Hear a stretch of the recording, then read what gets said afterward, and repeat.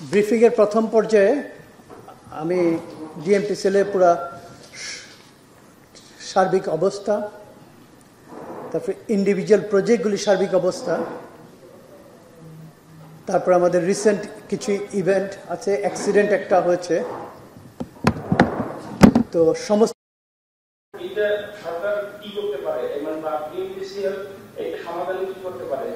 প্রায় সবগুলি অ্যান্সার আপনি দিয়েছেন। আমি জাস্ট খালি রিফ্রেশ করে সবার জন্য বলতেছি, ঠিক আছে? লাইন 1 এর পিডি নাই, এটা পিডি এখন যে অ্যাক্টিং আছেন, যেহেতু লাইন 5 নর্থ এবং লাইন 1 এর দুটার কাজ একটু কম, যার জন্য আমরা একজনকে দায়িত্ব দেওয়া হয়েছে। এটা অত্যন্ত তাড়াতাড়ি ভিত্তিতে নেওয়ার ব্যবস্থা করা হচ্ছে। আমরা লোক নেওয়ার জন্য একজন না, আমাদের 4-5 জন প্রজেক্ট ডিরেক্টর দরকার। ওটার কাজ চলতেছে এবং খুব রিগোরাসলি চলতেছে। হয়তো উইদিন শর্টেস্ট টাইমে আপনারা নিউজ পেয়ে যাবেন, ঠিক আছে? Thank you, it's a good question আপনার কনসার্নের জন্য। দ্বিতীয় কোয়েশ্চেনটা হলো আপনি যেটা করেছেন ইন নাটশেল, সেটা হলো কনফ্লিক্ট অফ ইন্টারেস্ট। আমরা বোধহয় অনেকেই জানি, অনেকে হয়তো সেন্টেন্স হিসেবে বলি। কনফ্লিক্ট অফ ইন্টারেস্টের কথা আপনি যেটা বলেছেন এটা রাইট। আমরা হয়তো এতদিন সেন্সিটাইজ ছিলাম না, ঠিক আছে? আমি আসার পরে কয়েকবারই বলেছি যে it's a conflict of interest. অনেকে হয়তো এটা পিক আপ করে রিপিট করতেছেন, অনেকে হয়তো এটা বলতেছেন, but this should have been decided 5 years before, যখন এইসব কন্ট্রাক্ট আরম্ভ হয়, যে সমস্ত কিছু একই জায়গার থেকে হচ্ছে। এটা যদি কনফ্লিক্ট অফ ইন্টারেস্ট না হয়, তো কনফ্লিক্ট অফ ইন্টারেস্ট কোথায় এক্সিস্ট করে পৃথিবীতে? নাম্বার 2 কোশ্চেন, থার্ড কোশ্চেন আপনার যেটা, এটারই সাব কোশ্চেন, সেটা হলো যে থুবড়ে যায় নাই, প্রজেক্ট গভর্নমেন্ট করবে। প্রজেক্ট গভর্নমেন্ট করার জন্য যেটা চাচ্ছে, শুধু একটা জিনিসই চাচ্ছে, আমার দেশের বাচ্চারা যাতে এই ঋণ পরিশোধ করতে থুবড়ায় না যায়। এখন শুধু 30,000-33,000 কোটি টাকাতে লাইন 6 করা হয়েছে।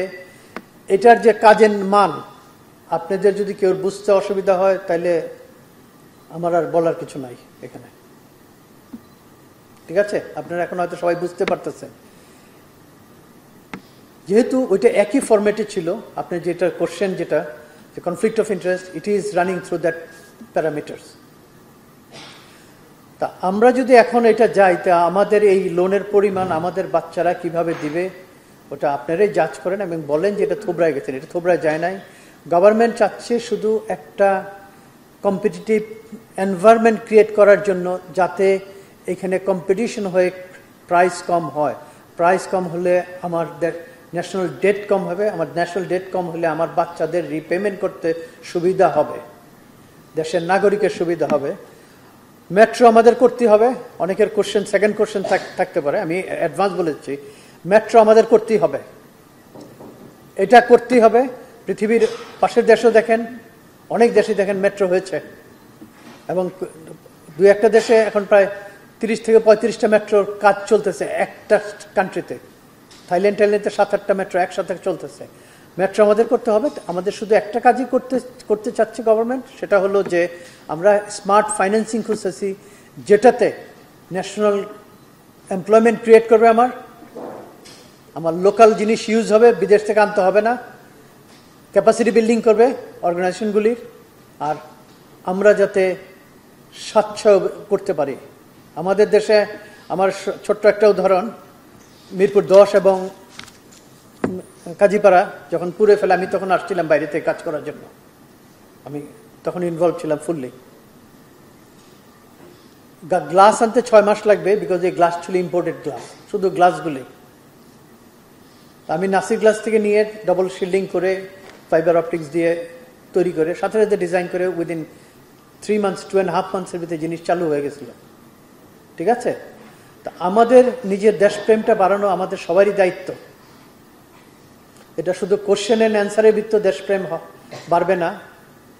You have to own the patriotism, ওটা ইম্পর্টেন্ট আমার সবার জন্য। তা আমি এটা করতে চাচ্ছি। এটা করাতে হয়তো অনেকের স্বার্থের আঘাত পড়েছে, কোশ্চেন উল্টাপাল্টা আসে, but it's very good that আপনার কোশ্চেন, যে কনফ্লিক্ট অফ ইন্টারেস্ট সম্বন্ধে আমাদের সবারই অ্যাওয়্যার হওয়া উচিত, এবং এটা আমাদের সবাইকে জানায় দেওয়া উচিত যে কনফ্লিক্ট অফ ইন্টারেস্ট হলে you will not get a better result at the end of the day. বেলা শেষে আমি কোনো ভালো রেজাল্ট পাবো না। দ্বিতীয় যে আপনি আরেকটা প্রশ্ন করছেন যে এত 6 এর আরেকটা আগের কোশ্চেনটা ছিল যে এতদিনে আমার স্ট্রাকচারের ডিজাইন হলো 100 বছর। 100 বছর একটা ডিজাইন করেছি, আর আমি প্রথম বছরই এটাকে নিয়ে সন্দেহ আরম্ভ করবো? এটা তো কেউ সন্দেহ করার কথা না।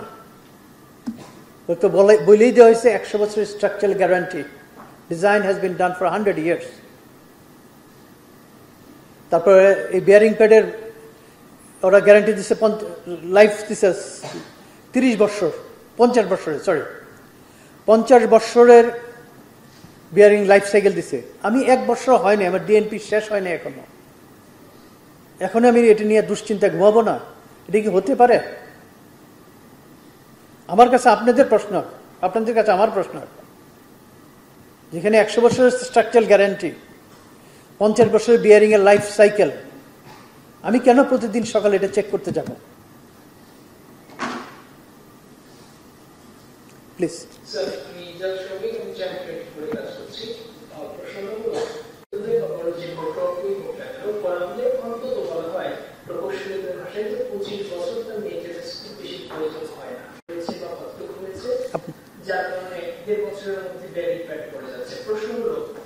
এই কাজের কোন ব্যবস্থা নেবে কিনা সরকার? নাম্বার 2 হচ্ছে যেহেতু এমআরপি 6 এর এই ক্ষেত্রে কতটা ইনশিওর করা হচ্ছে?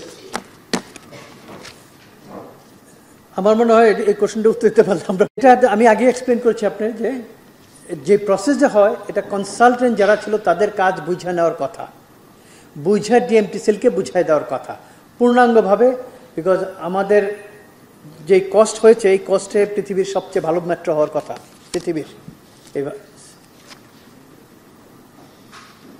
দ্বিতীয় প্রশ্ন হলো যেটা হয় প্রথম, আমি জানি কিনা, আমি ছোট্ট একটা এক্সাম্পল দিলে হয়তো আপনার একটা আরো টেস্টিফাই করবে।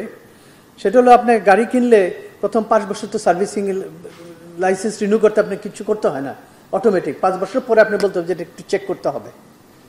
তা আমার মাত্র 100 বছরের ওয়ারেন্টি একটা গাড়ি স্ট্রাকচারালের, 50 বছর বিয়ারিং এর লাইফ সাইকেল। এটা তো প্রথম কিছুদিন মানে কিছু বছর, এটা কোনো নাম্বার গেম নাই। ইউজুয়ালি যেটা করে রুটিন চেক করে বছরে একবার, যেটা ভিজুয়াল চেক বলে, ভিজুয়াল পিরিয়ডিক্যাল চেক বলে, ওটা করে। ওটাতে দেখা যায় যে কোনো রকমের ডিফরমেশন আছে কিনা, ফিজিক্যাল কোনো মুভমেন্ট আছে কিনা, বা কোনো কম্প্রেশন আছে কিনা, অথবা এটা ডিসপ্লেসড হয়ে যায় কিনা, এই লেভেলের দেখা হয়। কিন্তু ফাংশনাল টেস্ট করা হয় না, যেটা প্রতিটা বিয়ারিং খুলে আমার টেস্ট করতে হবে যেটা ফাংশনালি ওকে অর নট, এটা করা হয় না। বিকজ এটা লাইফ সাইকেল হলো 50 বছর, 50 বছর ডকুমেন্টেড দিয়েছে তারা, ঠিক আছে। আর যাদের দায় দায়িত্ব আনার ব্যাপারে আমি এখন এই সপ্তাহ পর্যন্ত আমি কিছু বলতে পারবো না। Government is working, because independent চলতেছে ইনভেস্টিগেশন, কারা দায়ী।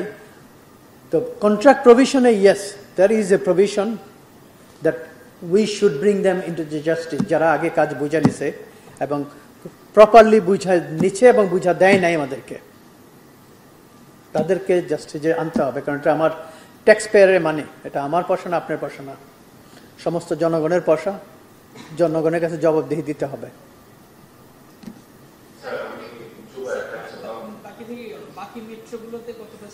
সরি, বাকি মেট্রোগুলিতে আমরা যা ডেফিসিয়েন্সি পেয়েছি, আমি আরেকটা উদাহরণ দিচ্ছি আপনাদের।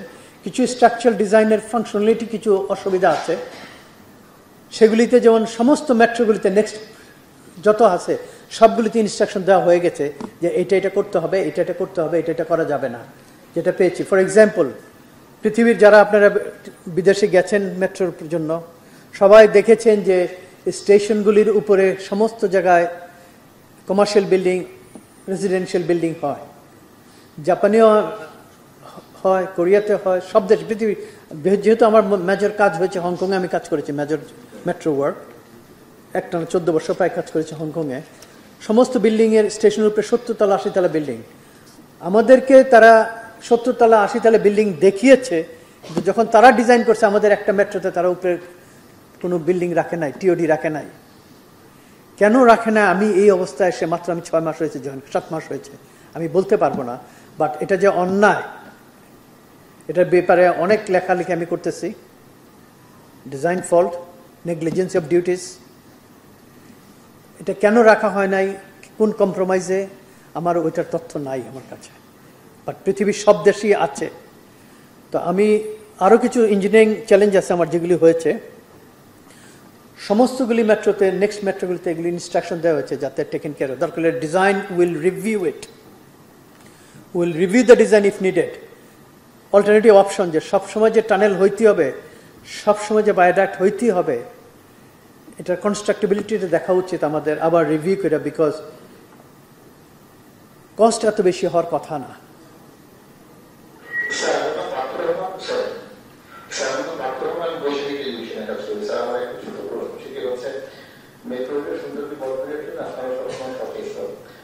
আমি আসার সময় আজকে দেখলাম যে আগে দেখেছি যে মেট্রো রেলের যে গ্যাপগুলো আছে, সেই গ্যাপগুলোতে বিভিন্ন রাজনৈতিক দলের নেতাদের পোস্টার সংগ্রাম এবং সাংবিধানিক নির্বাচন, আমার ধারণা যে ব্যবহারে। তো এই সৌন্দর্য রক্ষায় কিংবা মেট্রো রেলের গ্যাপগুলোর এই নিরাপত্তা রক্ষায় আপনাদের আসলে আপনারা সচেতন আছেন। ধন্যবাদ। Thank you, Partha is very good things. এটা ভেরি সফট টাচি কোশ্চেন। আমার যেটা হলো, আমরা সর্বাগ্যক চেষ্টা করতেছি যদি ফিজিক্যালি কেউরে পাই আমরা বাধা দেই, কিন্তু অ্যাট দ্য সেম টাইম সমস্ত নাগরিকের দায়িত্ব এটা রক্ষা করা। এই মেসেজটা কিভাবে নিব, এটা হলো আপনাদের কাজ। নাগরিকের যে সমস্ত নাগরিকের কাছে আমরা পৌঁছতে পারবো না, সম্ভব না, কারণ আমি মেট্রো একটা করিডোর চালাই, শুধু এই 20 কিলোমিটার করিডোরই আমার লিমিটেশন। তো আমরা চাবো যে আপনারাও আমাকে হেল্প করেন। আমরা এনকারেজ করতেছি, টিভিতে আমাদের নিজস্ব বোর্ডে অ্যাডভার্টাইজমেন্ট করতেছি যে ভাই পিলার নষ্ট করলে আমাদের দুইটা অসুবিধা হচ্ছে। আমি আপনার ইঞ্জিনিয়ারিং চ্যালেঞ্জ ছিল, যদি কোনো ফিজিক্যালি ক্র্যাক হয় আমরা দেখতে পারতেছি না, নাম্বার 1। নাম্বার 2, ইউনিফর্মিটি, যে নাম্বার টাম্বার অনেক কিছু ইঞ্জিনিয়ারিং জিনিসে ড্রেনেজ, যদি কোনো লিকেজ হয় তাও আমরা দেখতে পাচ্ছি না। সো এই দুইটা জিনিসের জন্য আমরা এখন যতটুকু ডিসকারেজ করা করতেছি, কোনো এক সময় আমাদের করতে হয়েছে, সরকারের নির্দেশনা ছিল। আমি হয়তো ডিটেল বলতে পারবো না কোন সরকার কিভাবে কি হয়েছে, বাট সরকার নির্দেশনা ছিল, আমাদের কিছু জায়গা ছেড়ে দিতে হয়েছে, ঠিক আছে।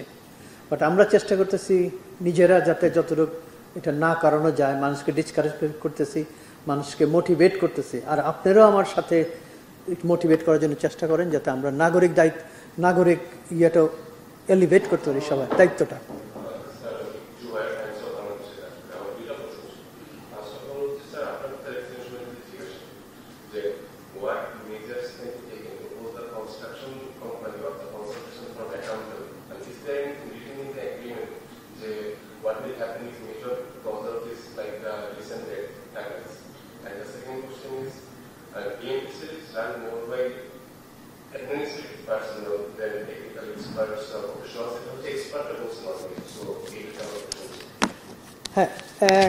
ডিউরিং দ্য কনস্ট্রাকশন, এটা সবারই জানা উচিত, during the construction all liabilities should be taken by the contractor. All liabilities, third party বলেন, এটা pedestrian বলেন, ইঞ্জিনিয়ার বলেন, ডিএমটিসি স্টাফ বলেন, সব accidental and injuries, all liabilities to the contractor. It has given a money on there. Safety money দেওয়া আছে, এটা সবার দায়িত্ব। কিন্তু ডিএনপি পিরিয়ডে, এই পিরিয়ডে এটার কোনো কভারেজ লিগালি নাই। তা আমরা যেটা করেছি, এখন কাজ করতেছি, এটা একদিনে হবে না, বাংলাদেশেও এটা খুব বেশি পপুলার না, সেটা হলো আমরা সমস্ত যত ডিএমটিসিল অ্যাসেট আছে, অ্যাসেটটা ইনশিওর করার জন্য প্রসেস চলতেছে আমাদের অলরেডি, গত 3-4 মাস যাবতই চলতেছিল। এটা একদিনের ব্যাপার না, এটা একটা লম্বা প্রসেস, এটা টেন্ডারে যাইতে হবে, কারণ এটা বড় টাকার ব্যাপার। তো যার জন্য ওই ইন্স্যুরেন্সটা কভার হয়ে গেলে আমাদের প্যাসেঞ্জার অ্যাসেটটা কভার করবে, কোনো যেটা মিরপুর অ্যান্ড কাজীপাড়া হয়েছিল ওইরকম কোনো ড্যামেজ হলে কভার করবে, ভ্যান্ডালিজম হলে। দ্বিতীয় হইলো আমার প্যাসেঞ্জার কভার করবে, তারপরে আমাদের এমপ্লয়ি যারা ট্রেন ড্রাইভার, তারপরে ধরেন স্টেশনে যারা থাকে কোনো অ্যাক্সিডেন্ট হলে কভার করবে। নিচে যাত্রী যারা থাকে, নিচের যাত্রী যারা, তাদের কভার করবে।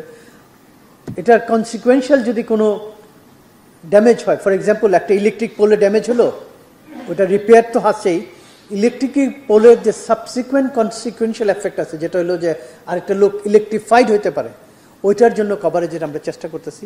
আমরা হয়তো নেক্সট ব্রিফিংয়ে আপনার আপডেটটা দিতে পারবো। নেক্সট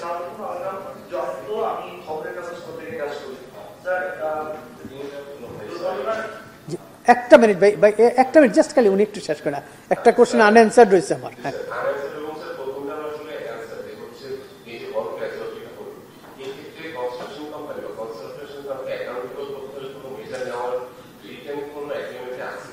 আচ্ছা, রিটার্ন এগ্রিমেন্টের চেয়ে বড় হলো নাম্বার ওয়ান, যেটা আমরা কাজ বুঝে নেই, আমরা এখনো কাজ বুঝে নেই, বিকজ কাজ বুঝে নেওয়ার আগেই আমরা অনেক মেজর ডিফেক্ট পেয়েছি, এবং এটি officially continuously DMPCL is communicating with them, এবং এটাও লেখা হয়েছে যে any incident or any accident or any occurrence happened due to the incomplete works, the contractor DMTC is not liable. এই লেভেলে স্ট্রং ওয়ার্ড আছে, এবং আমরা গত 3 মাস যাবত এটা কন্টিনিউয়াসলি লিখে যাচ্ছি যে কাজ শেষ করো, আমাদেরকে বোঝায় দাও। It's proven documents we have, no issue.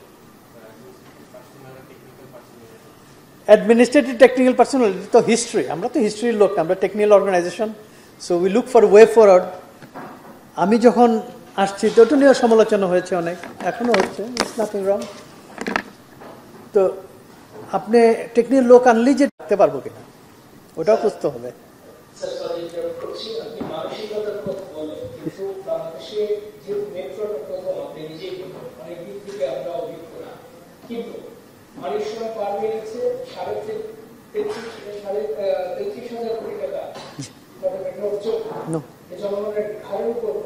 আরো অনেকগুলো প্রকল্প হচ্ছে, আমার সক্ষমতা আছে কিনা নাম্বার ওয়ান, যদি সক্ষমতা না থাকে তাহলে আমরা কেন করবো না, এবং সক্ষমতা দিনে দিনে বিল্ড আপ করা হচ্ছে। এর আগে যারা ছিল, যারা কাজ করেছে, তারা কিভাবে কাজ করেছে তার বিরুদ্ধে শক্ত করে স্টেপ নেওয়া উচিত। এবং এখন আপনি আসার পরে অনেকগুলো স্টেপ নেওয়া হচ্ছে, যেটা এখন ফাইন্ড আউট হচ্ছে, অনেকগুলো ডিটেলস তৈরি হচ্ছে, কিন্তু একটু পলিটিক্যাল গভর্নমেন্ট যখন আসবে তখন আসলে এই চেয়ারগুলোতে ঠিক থাকবে কিনা তখন এটা পরে ইস্যু আছে। কিন্তু আসলে মেট্রোরেল নিয়ে আমাদের যে স্বপ্নের যে যাত্রাটা শুরু হয়েছে সেটা তীব্র হয়ে যাচ্ছে। হ্যাঁ, প্রথম যেটা আপনার প্রথম কোশ্চেনটা ইম্পর্টেন্ট, সেটা হলো যে আমাদের যোগ্যতা আছে কিনা, যোগ্যতা না থাকলে আমরা কেন করলাম। হ্যাঁ, ন্যাশনাল প্রাইড প্রজেক্ট থেকে আমরা যোগ্যতা তৈরি করে করা যাইতে পারতো যদি আমরা স্ট্রাকচারাল রিফর্মটা ঠিক থাকতো। আপনি যেটা কোশ্চেনে করছেন, অ্যান্সারও করছেন, সেটা হলো নন টেকনিক্যাল লোক ছিল, আগে ছিল, এখন যাতে না থাকে ওই জন্য এই সরকার কিছু তো চেঞ্জ করেছে, এবং যাতে এটা এস্টাবলিশড হয় ওটার জন্য ওয়ে ফরওয়ার্ড আমরা লোক করে যাচ্ছি। নাম্বার টু হলো সক্ষমতা বাড়ানোর জন্য আমরা, আপনি হয়তো দেখেছেন কিনা, রিসেন্ট অ্যাডভার্টাইজমেন্টও হয়েছে, আমাদের স্যারেরা সবাই আছেন এখানে, মোটামুটি সবার সাথে আলোচনা করে এইসব করা হয়েছে। সেটা হলো যে আমরা অর্গানাইজেশনের ডাইনামিক আনার জন্য, ইয়াং ব্লাড আনার জন্য এবং নতুন ব্লাড আনার জন্য অনেক বড় বড় পোস্টে অ্যাডভার্টাইজমেন্ট করছি। It is a structural reform of the organisation.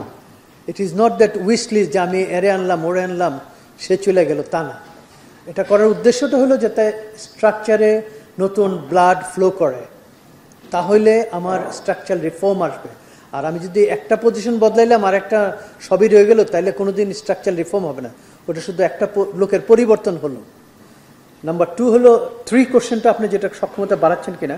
আমি যেমন রিসেন্ট প্রজেক্টগুলি আসতেছে ওইটার ভাবে লাইন 2 এর একটা নতুন প্রজেক্ট আসতেছে, যেটা world bank is interested. World bank তারা একটা প্রি ফিজিবিলিটিস করার জন্য একটা অ্যামাউন্ট টাকা দিয়েছে। ওই টাকা নেওয়ার প্রথম কন্ডিশন ছিল যে আমার লোকের ক্যাপাসিটি বিল্ডিং আগে হবে, তারপর আমি নিব, কারণ আমার লোক বুঝে না কি নিবে। আগে ক্যাপাসিটি বিল্ডিং হবে, এবং এদের প্রায় 100 জন একটা লিস্ট করা হয়েছে এইখানে, এই অর্গানাইজেশনে, বিদেশ থেকে এসে ট্রেনিং দেবে, আমি আর বিদেশে পাঠাবো না, এইখানে ট্রেনিং হবে। This sort of structural reform আমরা করতেছি, হয়তো বাইরে দেখা যাচ্ছে না, কারণ বাইরে দেখা যাচ্ছে শুধু প্যাসেঞ্জার নাম্বারটা আর ট্রাভেলটা, দ্যাট ইজ ওকে, ওইটাই দেখা যাচ্ছে, কিন্তু ইন্টারনালি অনেক রিফর্ম হচ্ছে যেটা আউটকামস হয়তো স্লোলি আসবে। হ্যাঁ, তো ওয়ার্ল্ড ব্যাংকের সাথে যেটা হয়েছে যে আমার 100 লোক ট্রেনিং দেবে এখানে প্রায় ইন্টারনালি, আর ম্যাক্সিমাম ট্রেনিংগুলি হলো project governance and project controls, যেমন contract negotiation, scope management, contract administration. আমরা কন্ট্রাক্টে ভেরি উইক, যার জন্য যতখানি আমরা যাই ততখানি আমরা হেরে যাচ্ছি। কিন্তু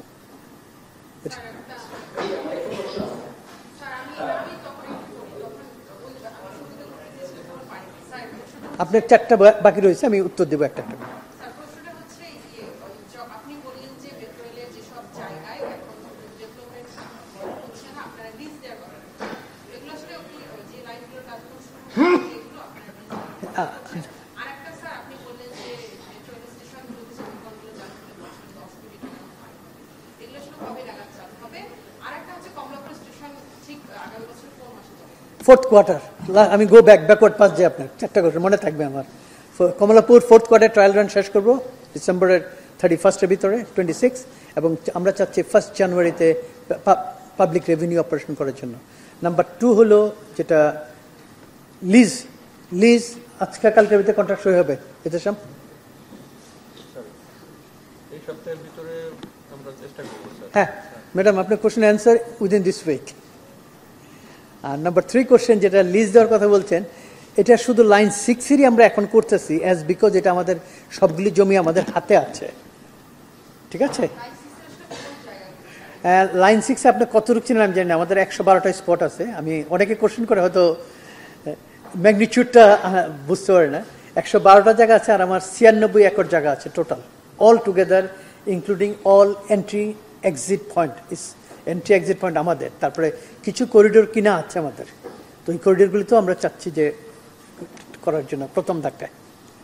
তা এটার জন্য একটা প্রসেস আছে, আমি প্রসেস ছাড়া কোনো তাড়াহুড়ো করে কোনো কাজ করব না। আমি প্রসেসেই যাব, যত তাড়াতাড়ি রেভিনিউ আর্ন করা যায় ওইটা অ্যাক্সেলারেট করব, কিন্তু প্রসেসের বাইরে আমি কোনো কাজে যাব না। আপনার যেটা প্রশ্ন রয়েছে যে এখন যারা আগে এটা করেছে তাদের শাস্তিমূলক ব্যবস্থা, আমার ওইটা একই প্রশ্নের অ্যান্সার যে আমি এই সপ্তাহটা পর্যন্ত ওয়েট করতে হবে, ওই যেহেতু ইনভেস্টিগেশন কমিটি চলতেছে এবং ওদের রিকমেন্ডেশন অনুযায়ী করা হবে। ওদের আরেকটা রিকমেন্ডেশন, যেটা বড় রিকমেন্ডেশন আমার, সেটা হলো আমরা একটা এক্সটার্নাল ইন্ডিপেন্ডেন্ট সেফটি অডিট করাতে চাচ্ছি। It is become a very important because 100 বছরের স্ট্রাকচার, 50 বছরের বিয়ারিং, 2 বছর হয় নাই, এখনই আমার এই অবস্থা। এটা হয়তো আমার লেভেলের ইন্টারনাল রিসোর্সে না করে এক্সটার্নাল করালে আমরা হয়তো আরো বেটার আউটকামস পাবো, যেটা ইম্পর্টেন্ট আমার public safety first. To exercise that theme, public safety first, ওটার জন্য আমি এক্সটার্নালি করানোর জন্য সমস্ত সুপারিশ করা হয়েছে এবং করতেছি, প্রসেস। এটা একদিন হবে না, বিকজ ইন্টারন্যাশনাল টেন্ডার যাইতে হবে আমার, বাট যত তাড়াতাড়ি পাচ্ছি। অলরেডি 2 জন আমাকে কথা বলেছে, ফ্রেঞ্চের কোম্পানি, তো ওটা ফর্মালাইজ করবো এখন। ঠিক আছে ম্যাডাম?